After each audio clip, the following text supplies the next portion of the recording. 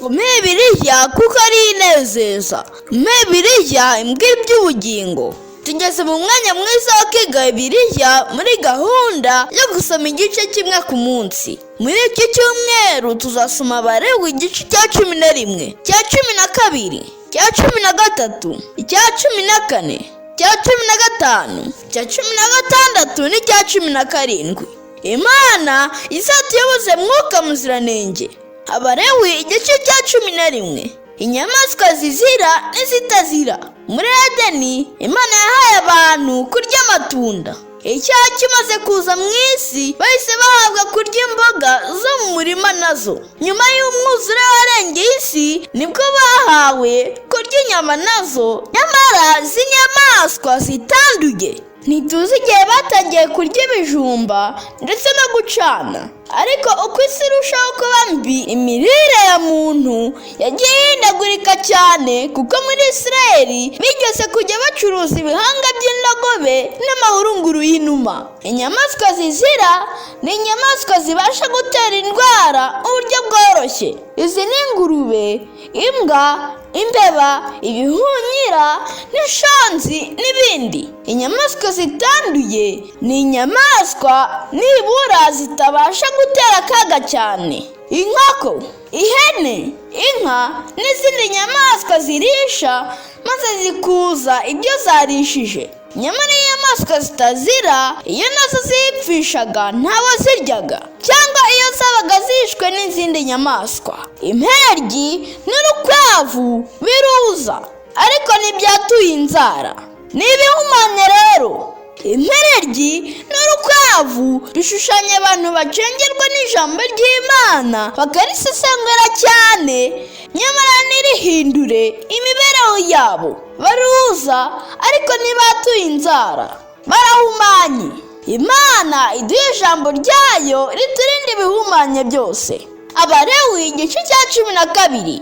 Nyuma yo kubyara, iyo umubyeyi yabyaraga umuhungu yamaraga iminsi 7 aruhutse atajya mu materaniro, naho yabyara umukobwa akamara ibyumweru 2. Imana yari yarageneye ababyeyi ikiruhuko nyuma yo kubyara, ndetse bagarukaga mu rusengero bazanaga ituro, haba umwana w'intama cyangwa abakene bakazana ibyana 2 by'inuma.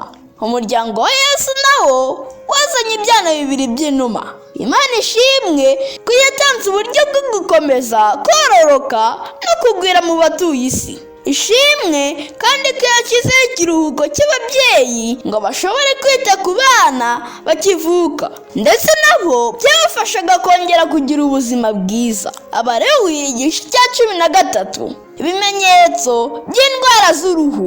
Imana yari yarabahaye ubushobozi bwo gusuzuma indwara ndetse no kuzivura. Umutambyi niwe wakoraga nk'umujyanama w'ubuzima. Ntitugahugire mu kwigisha iby'ijuru gusa, ahubwo tujye dutanga n'amahugurwa yo kwitungira amagara mazima. Uhereye kera bari basobanukiwe ibyo gukaraba ndetse no guhana intera, ahubwo no gushyira mu kato uwanduye indwara zibasha kwanduza abandi. Ubuhanga bwose buboneka muri Bibiliya kuko ariwo mucyo w'ukuri. Mu gusuzuma no kurwanya ibibembe, umutambyi yasuzumaga yitonze ahari gukekwa ibibembe. Byamaraga icyumweru ndetse n'ibyumweru 2, maze babona ibimenyetso Imana yari yarabahaye, bakabona kwemeza ko ari ibibembe. Ibibembe bishushanya ibyaha. Nta n'umwe dukwiriye guhamya icyaha igihe dukekeranya, ahubwo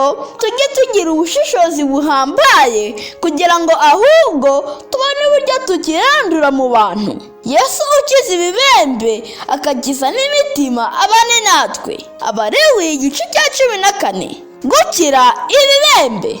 Uwabaga yaradutsweho n'akaga maze bikemezwa ko urwaye ibibembe yakurwaga mu bantu akajya kuba mu kidaturwa kugira ngo atanduza abandi. Ni nako uwadutsweho n'icyaha akurwa mu mazina y'abizera. Uwarwaraga ibibembe ntiyatabwaga, ahubwo hari uburyo bwihariye bakomezaga gufashwa n'imiryango yabo. natwe uwadutsweho n'akaga tujye twiga uburyo dukomeza kumuba hafi. Uwakiraga ibibembe yasanaga ituro ryo gushima ndetse akiyereka umutambyi agasuzumwa ko nta bibembe asigaranye. Yesu niwe mutambyi wacu mukuru kandi asuzuma imibereho yacu ndetse niwe udukuraho ibyaha byose. Akamaro k'umutambyi mu kubungabunga ubuzima harimo gusuzuma amazu ko nta bibembe byakwanduza abantu. Yesu niwe utuburira kwirinda kuba abasha kwanduza imibereho yacu ya gikristo.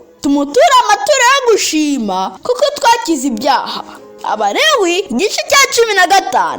Uburwayi bunyuranye ndetse n'isuku. Uhoraho yerekanye ko atwifuriza gukira indwara no kuba kure y'ibyatwanduza. Abagore n'abakobwa bari bafite amategeko n'amabwiriza agenga isuku yabafashaga kwirinda kwandura ndetse no kurinda abandi. Abagabo nabo bari bafite andi mategeko agenga isuku no gukira uburwayi bwose. Buri wese bitewe n'imiterere ye yahoraga ahamagarirwa kwiyuhagira no kumesa imyenda ye. Imibiri yacu yuzuyemo imyanda myinshi. Isuku ni ingenzi cyane kuko ituzanira amagara mazima. Kandi nanone birahishura ko abagore n'abakobwa ndetse n'abagabo bose hari imiterere bafite yazanywe n'icyaha ituma babaho badatunganye. Imana yonyine niyo ibuhagiza kugira neza kwayo maze bakabaho batunganye. Iyo icyumweru cyashiraga umuntu uhumanuwe mu buryo bwose yazanaga igitambo. Duhora dutambira Imana ibitambo by'uko turi amahoro. Abalewi igice cya 16. Umunsi w'impongano. Muri iki gice tubonamo amabwiriza Aroni yahawe yo kuza imbere y'Uwiteka nyuma y'urupfu rw'abahungu be. Yabwiwe uburyo agomba kwambara n'ibitambo agomba kuzana byo gutambira inzu ye. Yagombaga kwambara imyambaro yejejwe, akazana ikimasa cyo gutambira ibyaha n'isekurume y'intama nk'igitambo cyoswa. Ikindi yagombaga gusaba iteraniro ry'Abisirayeli amasekurume 2 y'ihene nk'ibitambo bitamirwa ibyaha n'isekurume y'intama ho igitambo cyoswa. Imwe muri izi hene yarafindirwaga maze akayizana imbere y'Uwiteka. Iyo Aroni yabaga amaze gutamba bya bitambo yarambikaga ibiganza bye mu ruhanga rw'iyo hene akavugira kuri yo gukiranirwa kw'Abisirayeli bose, ibicumuro byabo byose n'ibyaha byabo akabishyira kuri iyo hene, maze umuntu witeguye akajya kuyohereza mu butayu hataba abantu. Iyo hene yitwaga ihene ya Zazeri. Imana ishimwe kuko ku munsi w'urubanza ibyaha byacu byose no gukiranirwa kwacu kose azabishyira kuri Satani. Abalewi igice cya 17. Ni hehe tuzatanga amaturo?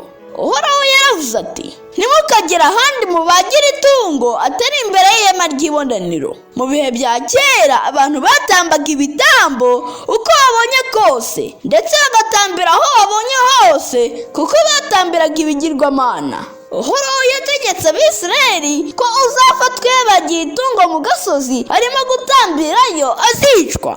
Niko bimeze no muri iki gihe. Ntakagire ufata 1/10 cyangwa amaturo ngo yatange ahandi hatari mu nzu y'Imana ku matorero dusengeramo. Bari bategetswe kuzana amaturo yabo y'ibitambo imbere y'ihema. Uzatanga ahandi azabazwa ayo maraso. Benshi bafata impano zagenewe gufasha umurimo bakazerekeza ahandi ntibazigarure ngo zikore umurimo mu nzu y'Imana. Reka dushime Kristo Yesu we wemeye kumena amaraso ye kuba impongano yacu n'ibyaha byacu. Muri iki cyumweru cyose Imana izakuyobose Mwuka Muziranenge. Umebirya imbwira iby'ubugingo umwe n'amagambo Yesu avuze. Tugeze mu mwanya w'ibibazo. Icya mbere, ni ayahe mategeko y'isuku n'ubu tucyubahiriza aboneka mu gitabo cy'Abalewi?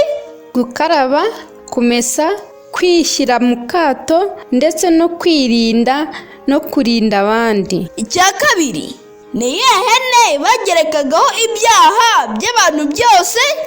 Ni ihene ya Zazeri. Icya gatatu, ni hehe Abisirayeli bari bategetswe gutambira? Ni imbere y'ihema ry'ibonaniro gusa. Imana ibahe umugisha.